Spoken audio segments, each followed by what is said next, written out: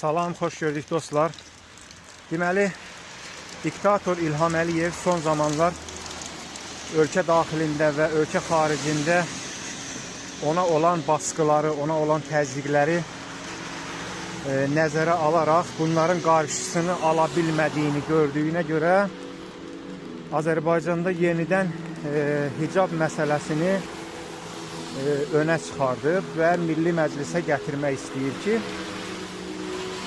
Azərbaycanda tələbələrin, şagirdlərin hicabla təhsil ocaqlarına gəlməyinin qarşısını alsın. Mən buradan səslənmək istəyirəm Azərbaycanda yaşayan İlham Əliyevin bu siyasətini dəstəkləyən insanlara və eyni zamanda İlham Əliyevin özünə və Təhsil Nazirinə. Siz Azərbaycanda məyər təhsili elə bir səviyyəyə çatdırmışsınız ki, indi bir dənə hicab məsələsi qalıb, indi onu həll eləmək istəyirsiniz. Siz gedin ölkədə təhsilin səviyyəsi ilə maraqlanın. Azərbaycanın bir neçə dənə rayonlarının ucqar kəndlərində, bəzən də görürsən ki, şəhər mərkəzlərində məktəblər nə vəziyyətdədir, məktəblər nə gündədir. Bəzi kəndlərdə ümumiyyətlə məktəb yoxdur, məktəbin yolları nə gündədir. Şagirdlər dərsə doğru düzgün gedib gələ bilmirlər. Qış oldu, ümumiyyətlə dərsə gedib gələ bilmirlər. Siz bunlarla maraqlanın. Təhsilin səviyyəsi ilə maraqlanın. Görün Azərbaycanda ümumiyyətlə təhsilə maraq niyə ölüb? Bütün bu şeylərlə maraqlanın. Yoxsa düşmüsünüz hicab belə gəldi, hicab belə getdi.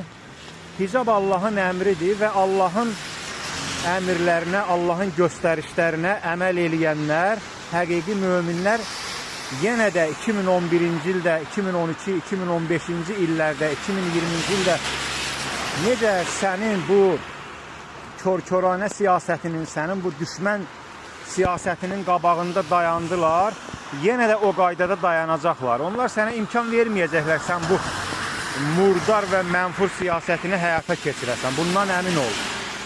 Və ikinci tərəfdən mən Azərbaycan xalqına buradan səslənmək istəyirəm ki, əziz Azərbaycanlılar, bu siyasət sizi aldatmasın, bu provokasiyadır və Azərbaycan xalqının başını bu məsələ ilə qatıb İlham Əliyevin öz ailəsinə yönəlmək istəyən fikirləri ondan yayındırmaq istəyir. Bu buna görədir, yoxsa başqa bir məsələ deyil.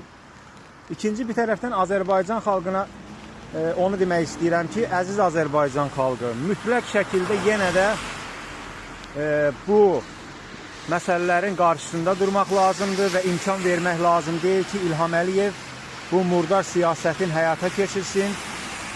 Çünki İlham Əliyev bugün bu siyasəti əgər həyata keçirsə, sabah bunun ardınca başqa məsələlər çıxacaqdır.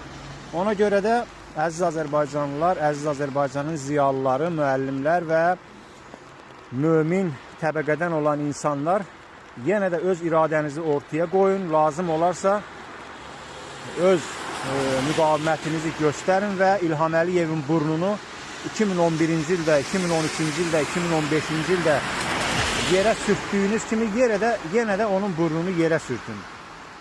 Başqa bir tərəfdən onu demək istəyirəm ki, yenə də mən bilirəm ki, Azərbaycan xalqının içərisində şiyələrdən başqa heç kəs bu məsələdə səsini çıxarmayacaq. Buradan vəhabilərə səslənirəm. Yaxşı, vəhabi deməyək də, siz özünüzə əhl-i sünnə və cəmaət deyirsiniz. Əhl-i sünnə və cəmaətə səslənirəm.